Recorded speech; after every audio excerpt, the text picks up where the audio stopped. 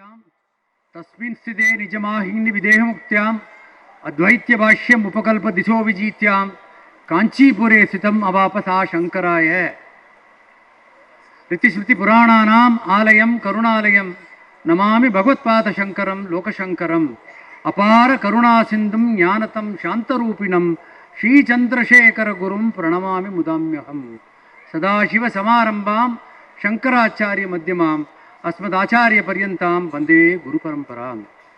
With the benediction from Adi Shankaracharya and to his lineage up to the parampara of the various Shankaracharyas, I raise to address you today. It gives me great pleasure to welcome you all to this pleasant and solemn function organized this evening to pay tributes to the teacher of teachers, an outstanding philosopher, Bharat Ratna, Dr. Sarvepalli Radhakrishnan. On the joyous occasion of the Teachers' Day, coinciding with his 128th birth anniversary, and to unveil a life statue of Dr. Radhakrishnan in the statue of lawns that adorns this temple of learning. Dr. Radhakrishnan was born in the temple town of Tirthani in Tamil Nadu on the 5th of September 1888. He postgraduated in philosophy from the Madras University and joined the Presidency College as a lecturer. From there he rose to become the professor of philosophy before he moved on to the Mysore University. From the Mysore University he became the Vice Chancellor of the Andhra University and ultimately became the Vice Chancellor of the Benares Hindu University. Between 1949 and 1952, Dr. Radhakrishnan was the Indian ambassador to the then United Soviet bloc, the Soviet Russia. In 1952, he was elected as the first Vice President of the Indian Republic. For 2 full terms spanning a decade, Radhakrishnan discharged the responsibilities with great distinction and commitment. In recognition of his contribution to the nation, he was elected as the President of the Republic in the year 1962. Bertrand Russell, one of the foremost philosophers that the 20th century had seen, said of Radhakrishnan's elevation as the President that Pluto had desired that philosophers run and manage kingdoms. It is to the tribute of this ancient land that it has elected one of its foremost philosophers as the President of the Republic. Pandit Jawaharlal Nehru, speaking about Radhakrishnan, said that he had served the country in various capacities. As a great teacher, we have all learned from him. But India has a very unique and peculiar privilege of having an outstanding teacher, a great philosopher, a statesman par excellence, an administrator, and above all a great humanist to have become the President of the Republic. That itself shows the type of people that this great nation honors, reveres and adores. In 1954, Radhakrishnan was decorated with Bharat Ratna. Dr. Radhakrishnan easily accepted the honors, the accolades that this grateful nation gave to him, and more than that, the enlightened wisdom that came from the civilized society all over.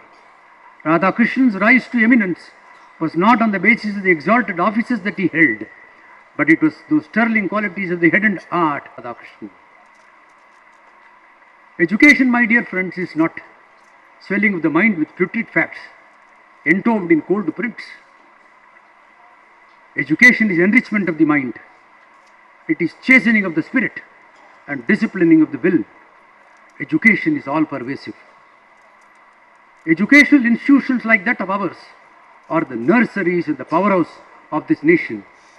It is here that ordinary young childhood is converted into noble and virile manhood, so that when boys and girls come of age, they would know to discharge the responsibility of the nation very effectively. That's what institutions are all known to be.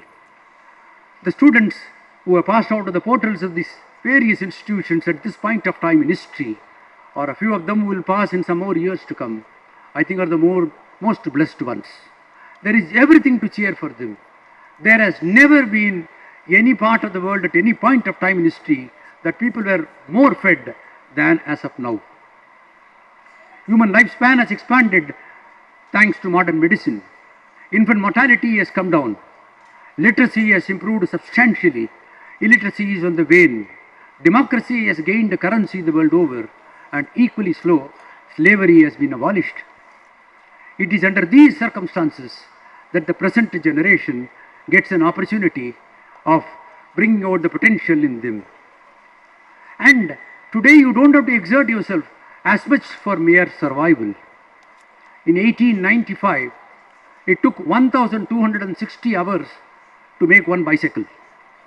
And today it takes less than 6 hours to make one bicycle.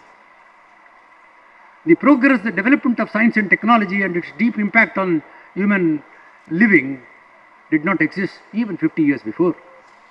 It was during those times that Dr. Radhakrishnan lived, and he verily proved that the power of the mind and the human brain far exceeds that of the machines and all the creations that come out of the machines.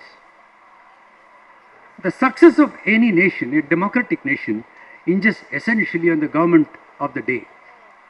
The elected governments, if they exercise with responsibility the suffrage, the mandate that is given to them, nations will thrive. But in the recent past, what comes out very clearly, that citizens of democratic nations are the laziest. And it comes out of the fact that the governments of the day have been doling out freebies to the general public, all because of the lust for power and the greed to hold on to the mandate that has been given. Free televisions, free laptops, free computers, free grinding machines, free bicycles. I don't know how many frees are there. And therefore, teachers are responsible to ensure that enlightened public opinion is created, which puts pressure on the governments of the day not to fritter away the meager resources of the state and use the resources of the state effectively for the essentialities of man, roti, kapda and makan. We need a greater allocation of governmental funds, which is after all taxpayers' money, for education and healthcare. We hardly spend 6% of the GDP on education. This is measly for a nation which is on the rise, a nation which is on the march, which claims to be amongst the developed nations of the world, and which says by 2020 it will join the Committee of Developed Nations of the world. And certainly with this background, it can never reach those pinnacles in life. It is therefore necessary that pressure is put on governments to ensure that there is a greater allocation of money for education as well for healthcare. We spend 0.7% of the GDP on higher education. Can a nation ever thrive to take advantage of the progress of science and technology when it has only 0.7% of the GDP going in for higher education? Of the students who are eligible to go into collegiate education, only 7% of this entire country go into higher education. Certainly these are not signals for a shining country. Even in the immediate term, the short term, if we were to increase this percentage to, I don't call it even respectable, say double, say 15% of the population eligible for higher education getting into higher education, you will need 1,500 more universities yesterday. We have to harness science and technology to a greater extent that we have been harnessing it today. Not only that, we should use science and technology to provide equity. We should use science and technology to bring down the cost of education so that it is accessible, available, and we widen the access for vulnerable sections of the society, and the entire population gets a reasonable opportunity to pursue education beyond elementary education. There are essentially two pillars to any nation, the social pillar and the economic pillar. The social pillar comprises of education, healthcare and the status of women. If ever we were to scan the profile of our nation itself and look to what our education is, what comes out is that the standards of education that we provide are extremely low. The graduates who come out of our institutions are not employable. There is not even a single university in this country which comes within the 250 universities in the world. Not even one comes within the universities in the world. There is immediate and urgent need for the governments of the day to increase their investment in human potential, and human potential is harnessed better only through the process of education. There are vast changes that are taking place in the skyline of education. Boundaries have broken down. Even the East Berlin Wall took more time to break down, and it required human efforts to bring it down. But educational boundaries have vanished in no time. Language is no longer a barrier. The world's best education is available to you at the touch of a mouse, on your fingertips, at a cost which is a fraction of the cost that we incur for learning. In a borderless educational system that we are in, it becomes extremely necessary that we are able to understand the nuances of education that is unfolding. Can we deliver education in the same manner that we delivered 20 years before or 2 decades before? Can we ever think of the written notes which are part of the arsenal in the armory of a teacher that she uses to convey the pedagogy for delivering education? Can that be relevant today when the entire net is full of notes? While the world will certainly come to the conclusion one day that education without the physical presence of a teacher is no education. The Gurukula system of education had the teacher and the taught together in the process of learning. The education that we are seeing today and the one that will unfold in the days ahead, there will be neither the teacher seen nor the student seen. In such an environment, the only answer for a teacher, if he or she wants to be still involved in the process of this noble activity, that he or she has to change. Change is the order of the day as far as the teacher is concerned. Change you must, or you perish from the profession that you are in. You should be useful to the teaching student community, much beyond the teaching aids that are at the command of the students. Classrooms, as we are seeing in brick, mortar and clay, in the decade ahead and the decade further ahead, will also be demolished. Even today in the classrooms in higher learning, education is delivered through the net, through the tablets and the laptops which are at the lap of the students, through which the process of learning is taking place. There is yet another reason why I am certain that this paperless education will become the current order of education. That is because of environmental concerns. Papyrus, which is used for making paper, the wood and the reeds and the bamboo that come from the forests, they have been mercilessly destroyed. Ecological imbalances have been created all across the world. World over, administrators have realized that education cannot consume so much of destruction to the ecology, and therefore what will come certainly is an electronic transmission, paperless education system. Prepare you must for that order of the day if you think it is possible to deliver it for the benefit of the students. It is not that overnight classes are going to go away. In a world which is dominated by disparity, where there is a very wide gap between the rich and the poor, the haves and the have-nots, between developing and underdeveloped nations, you can be certain that for many more years to come, underdeveloped nations, developing nations will continue to thrive in the classrooms which are made up of brick, mortar and clay. Science and technology have essentially progressed over the last 3 decades in 4 principal areas. Analog to digital, which is called as digitalization. Physical to virtual, which is called as virtualization. Fixed to mobile, which is mobility. And mass to individual, which is personality.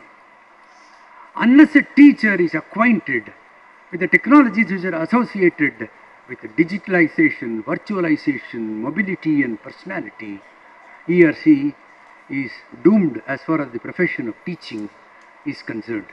It's where a teacher can be current if she gets to know the basics of all these technologies to move the entire thing forward. If we believe that the destiny of a nation is created in the classrooms, then it is the teacher who is the architect. The architects of the nation are lying in classrooms today and tomorrow elsewhere, unseen. There is therefore a greater responsibility on the shoulders of the teachers to ensure that they not just teach the children, they instruct them, they motivate them, they enthuse them, they goad them, they control them, they love them, and if required, die for them. It is like the seed. A teacher is like the seed. embedded deep inside the soil, far away from sunlight, for only one reason, so that the leaves will sprout, the flowers will blossom, tall, huge trees, majestic as they are, will come up, bearing luscious fruits. A teacher is like that. She would not know the dividends of her action, but certainly the society gains from all that is being done. As I come to the end of my address today, on behalf of the vast majority of 1.25 crore billion population of this country, I offer the greetings and felicitations of the nation to this community called the teaching community, which are the builders of modern India. Come, let us join together. And as we join together, let us rediscover ourselves. Let a teacher wear a new gown that the contemporary needs of time requires. Let us reinvent ourselves if it is required. And once we do that, then possibly we are in line to take this nation forward amongst the community of nations as a developed nation where education is given primacy. May the good Lord shed His grace on all of you, so that you all are partners in this journey that takes this nation forward in the years ahead. Statues and busts, we might put here symbolically, are required for little young men who are in piteous dread of losing their counterfeit celebrity. But they alone live who live in the hearts and minds of people. For even if they move away from the physical plane, they become deathless institutions from ordinary mortals. They become the warp and woof of the thoughts and action of the succeeding generation. They carve for themselves a niche in the rocky temple of reverential gratitude. To that caliber, to that class, to that group of people belongs Dr. Sarvepalli Radhakrishnan. May Dr. Radhakrishnan's benediction and grace be ever be on all the teachers, so that, like his contribution to the nation as an individual, as a teacher, as an administrator, each teacher will become a mini Radhakrishnan as we take the nation forward. Today is a great day. It is just not Teachers' Day. It's also Dr. Radhakrishnan's 128th birth anniversary. This is also the birthday of the teacher of teachers, Krishnam Vande Jagadguru. That if Radhakrishnan was teacher of teachers, then the Guru of Guru also had his birthday today. Kapalottiya Tamilan was 144 years today. Today is the International Day for Charity, the day for giving. And that's what Radhakrishnan gave to this nation, gave all that he had. Not money, but all that intellect, all that philosophy that he had. Singularly, he was the only person, if Vashishta of the older years, Vidyaranya of the epic glory, seers and savants had exerted great moral influence on the rulers of the land and taken lands from turbulent times to shores of safety. But in a democratic arena, if there is one single person in the entire world who had combined politics with philosophy and taken the nation forward, it is Dr. Radhakrishnan. Let us pay our humble tributes to him. Let us remember him not only on 5th of September, let us continue to remember him as this nation progresses. Thank you. God bless you all.